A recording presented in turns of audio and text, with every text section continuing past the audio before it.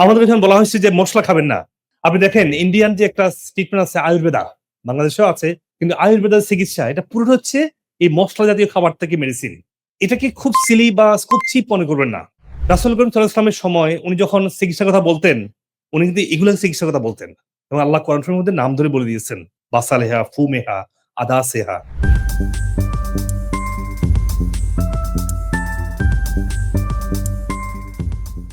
আসসালামু আলাইকুম রহমতুল্লাহ। আমার দীর্ঘ 12 বছরের যে ক্লিনিক্যাল এক্সপেরিয়েন্স থেকে দেয়া যে গাইডলাইন গুলো আপনাকে দিচ্ছি, এই ধরনের স্বাস্থ্য গাইডলাইন গুলো যদি আপনি আরো পেতে চান, দয়া করে সাবস্ক্রাইব করে কমেন্ট সেকশনে এসে আপনার প্রশ্নটা লিখুন। আমি দ্রুত উত্তর দেওয়ার চেষ্টা করবো ইনশাআল্লাহ। এবং ভিডিওটা লাইক এবং শেয়ার করে সবাইকে দিন, যাতে সবাই উপকৃত হতে পারে। আর আমি দেখতে পাচ্ছি অনেকেই ভিডিও দেখে কিন্তু সাবস্ক্রাইব করে না। তো আপনারা দয়া করে সাবস্ক্রাইব এবং ফলো দিয়ে রাখুন, যাতে করে আপনি নেক্সট ভিডিও পেতে পারেন। আমি চাই আপনি সহ প্রত্যেকেই আমার কথাগুলো থেকে উপকৃত হন ইনশাআল্লাহ। এই যাত্রায় প্রথম কাজটা তাহলে কি? যে রোগী আপনার হোক না কেন, আপনার প্রথম কাজ হচ্ছে ডিটক্স করা। তো আমার বইতে আমি সুন্দর করে লিখে দিয়েছি কোন বয়সে মানুষ ডিটক্স কি হবে, কোন রোগের জন্য কি গাইডলাইন লাগবে, কোন রোগটা কোত্থেকে হয়। আমার একটা বই আছে functional medicine, root cause of 110 top disease. ওই বইটা যারা পড়েছেন, যেগুলা আমার সবগুলো বই অ্যামাজনে, গুগলে আছে। প্রত্যেকটা রোগের একটা রুট কজ থাকে। আমরা যদি সেই রুট কজ অনুযায়ী ফোকাস করি, তাহলে যেকোনো রোগ থেকে আস্তে সুস্থ হওয়া সম্ভব। তো ডিটক্স এর ক্ষেত্রে কাজগুলো প্রথম হচ্ছে, ডিটক্স মানে এই না যে যে আপনি কোনো একটা ডিটক্সিং হার্ব বা কিছু দিয়ে ক্লিন করে ঘুম না, ব্যাপারটা আপনার প্রতিদিন আপনার সেলগুলো ভালো রাখার জন্য কয়েকটা কাজ করতে হয়। একদম প্রথম কাজ হচ্ছে বডি পিএইচটাকে ব্যালেন্স করা। সেই পিএইচ কিভাবে ব্যালেন্স করতে হয়? ঘুম থেকে উঠেই apple cider vinegar, baking soda একটা বাফার তৈরি করে সকালে খেতে হবে। সিম্পল কাজ। এরপর হচ্ছে আপনার শরীরের হজমটা ভালো রাখার জন্য একটু আপনার লেবুর রস খেতে হবে। খুব সিম্পল কাজ, খুব কঠিন এটা। জাস্ট আমাদের যে প্রথা যেটা আছে, ব্রেকফাস্টটা যদি স্কিপ করেন, আপনি সকালের নাস্তাটাকে একটু বাদ দেন কয়টা দিন। দেখেন আপনি কত ভালো ফিল করেন। কিন্তু আমাদেরকে বলা হয় যে ঘুম থেকে উঠে প্রথম আপনার ব্রেকফাস্ট করতে হবে, তাই না? ঠিক উল্টো কাজটা করে দেখেন। আপনার শরীর হালকা বোধ করবেন, এনার্জি ফিরে আসবে, বডি তার ক্লিনজিং করতে শুরু করবে। আপনি আস্তে, আস্তে এনার্জি ফিরে পাচ্ছেন। যে পেইন এটা সেটা সবকিছু আস্তে স্বাভাবিক হয়ে যাচ্ছে। কারণ হজমটা হচ্ছে মূল সমস্যা আমাদের। এই হজম সমস্যা থেকেই আমাদের আমাদের বডি টক্সিকেটেড হয়। এখন father of modern medicine hypocrite বলেছিলেন, মানুষগুলো অসুস্থ হবে পেট থেকে। উনি বলেছেন মানুষ মৃত্যু হয় কোলনে। তাহলে আমাদের মেটাবলিজমটা একটা মেইন কাজ। এবং ডিটক্সিং এর মাধ্যমে মেটাবলিক ক্লিনজিং করতে পারলে বাকি কাজটা হচ্ছে খুব সহজ। এরপরে আসেন দেখি আপনি খাবার ক্ষেত্রে কয়টা খাবার একদমই খাবেন না। যে খাবার আপনার কনস্ট্যান্টলি ক্ষতি করছে। আমাকে অনেক পেশেন্ট এসে বলে, "ডক্টর হক আমি এখন কোনো আম তেল তেল খাই না, লবণ খাই না, চর্বিও তো খাই না। মসলা তো একদম মসলা ছাড়া রান্না করে খাই। এরপরে আমি ডেইলি একদম বড় কয়েকবার আস্তে, আস্তে খাই, একটু পর, পর খাই। পুরো গাইডলাইন ফলো করি।" You see the problem? এই মিথ থেকে আমাদের বেরিয়ে আসতে হবে। এটা পুরোটাই মিথ। আপনার শরীরের প্রতি মুহূর্তে ফ্যাটি অ্যাসিড প্রয়োজন। আদারওয়াইজ আপনার কোষের সেল যে বলছি ডেইলি ৩০০ মিলিয়ন সেল তৈরি হচ্ছে। এই সেলের আবরণ তৈরি হচ্ছে আপনার, বা পেরিফেরি বা মেমব্রেন তৈরি হচ্ছে এই ফ্যাটি অ্যাসিড দিয়ে। যখনই আমাদেরকে বলা হয়েছে যে এই ফ্যাটি অ্যাসিড বা চর্বি খাবে না, তাহলে ফ্যাটি অ্যাসিড ডেফিসিয়েন্সি হচ্ছে আমাদের ব্রেন, আমাদের হরমোন, আমাদের অর্গান অনেকগুলো সিস্টেমেটিক ডিসফাংশন শুরু হয়। যখন বলা হয়েছে লবণ খেতে পারো, লবণ ব্লাড প্রেশার বেড়েছে, লবণ খাবেন না আর। তখনই আর ব্লাড প্রেশার কখনো ভালো হবে না আপনার, শেষ।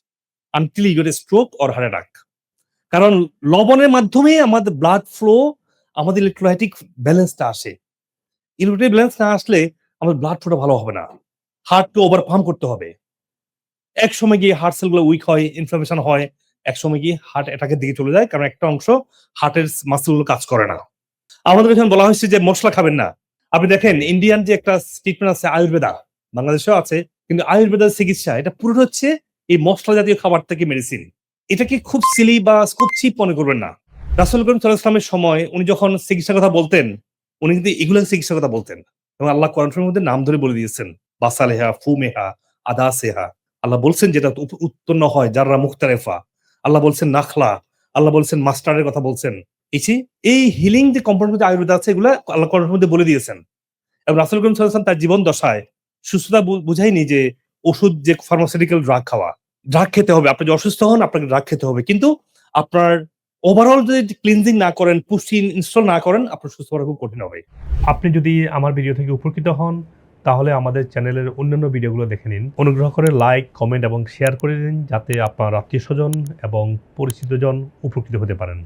আর চ্যানেলটি সাবস্ক্রাইব করে নোটিফিকেশন অন রাখুন, যাতে ভবিষ্যতে কোনো গুরুত্বপূর্ণ ভিডিও আপনি মিস না করেন। আপনার স্বাস্থ্য বিষয়ে কোনো প্রশ্ন থাকলে কমেন্টে অথবা মেসেজ করুন, আমরা যথাসাধ্য উত্তর দেওয়ার চেষ্টা করব ইনশাআল্লাহ। আর আপনার সুস্থতার জন্য আমাদের ওয়েবসাইটে রোগভিত্তিক বান্ডেল সাজানো হয়েছে, যাতে আপনি সহজেই আপনার প্রয়োজন অনুযায়ী সঠিক সাপ্লিমেন্ট সিলেক্ট করতে পারেন। বিশ্বের যে কোনো প্রান্ত থেকেই এই সাপ্লিমেন্ট নিতে পারেন, যা কুরিয়ারের মাধ্যমে সহজেই আপনার কাছে পৌঁছে যাবে ইনশাআল্লাহ। আমাদের ভিডিও গাইডলাইন এবং ওয়েলনেস সার্ভিসের মাধ্যমে হাজার হাজার মানুষ বিভিন্ন রোগ থেকে সুস্থ হয়েছে আলহামদুলিল্লাহ। আর আমার দীর্ঘদিনের ন্যাচারাল ইন্ডিকেটিভ এবং ওয়েলনেস প্রশিক্ষিত মেডিকেল ডাক্তারগণ আপনার রোগের মূল কারণ চিহ্নিত করে সঠিক চিকিৎসা প্রদান করছেন। আপনি পৃথিবীর যে কোনো প্রান্ত থেকে বাংলাদেশে বা আমেরিকাতে অনলাইনে বা সরাসরি ডক্টর কনসাল্ট করতে পারেন। প্রতিটি ভিডিও ডেসক্রিপশনে সকল ক্লিনিকের ফোন নাম্বার এবং রোগভিত্তিক প্রয়োজনীয় রিসার্চ আর্টিকেল লিঙ্ক দেওয়া আছে, যাতে আপনি ইন্টিগ্রেটিভ চিকিৎসার আধুনিক গবেষণালব্ধ তথ্য সহজে পেতে পারেন। সবাইকে সুস্থ জীবন উপভোগ করার আমন্ত্রণ। স্যাররা যেভাবে বলছেন আমরা ওইভাবে স্বাস্থ্যবিধি মেনে এই 2 মাস ট্রিটমেন্ট নিয়েছি এবং আমার স্ত্রীকে আমি ওইভাবে গাইডলাইন দিছি, যার ফলশ্রুতিতে আলহামদুলিল্লাহ পাথর মুক্ত, স্টোন মুক্ত এখন আছে। আপনারা দোয়া করবেন যেন আমার স্ত্রী সুস্থ থাকে। লিভার ছিল, তারপর আমার গ্যাস্ট্রিকে অনেক সমস্যা ছিল, তারপর আমার পিত্তথলিতে পাথর হয়েছিল এবং আমার কিডনিতেও সমস্যা ছিল। এই সমস্যাগুলো আল্লাহ নাম লইয়া ইনশাআল্লাহ যে ওষুধগুলো দিয়েছে আমরা মেনটেনেন্স করে চলছি, চলার কারণে আমার আল্লাহ নাম লইয়া আমি মোটামুটি 100% না হলে 99% আমি সুস্থ হয়েছি। এইখানে আসছি, এখান থেকে ট্রিটমেন্ট নিতেছি, আকুপাঙ্কচার, ওজন থেরাপি, মোটামুটি এগুলো দেওয়ার পর আমি অনেকটা সুস্থ। এখন নিজে নড়াচড়া করতে পারি, আগে নিজে হাত দিয়ে খাওয়া খাইতে পারতাম না, আজকে 2 মাস থেকে আমি নিজের হাতে খাওয়া খাই। কেউ হেল্প করলে আমি দাঁড়াইতেও পারি, হাঁটতেও একটু পারি, মসজিদে নামাজ পড়তে যাইতে পারি। এখন জুমার দিন সমস্যা হয় না আলহামদুলিল্লাহ।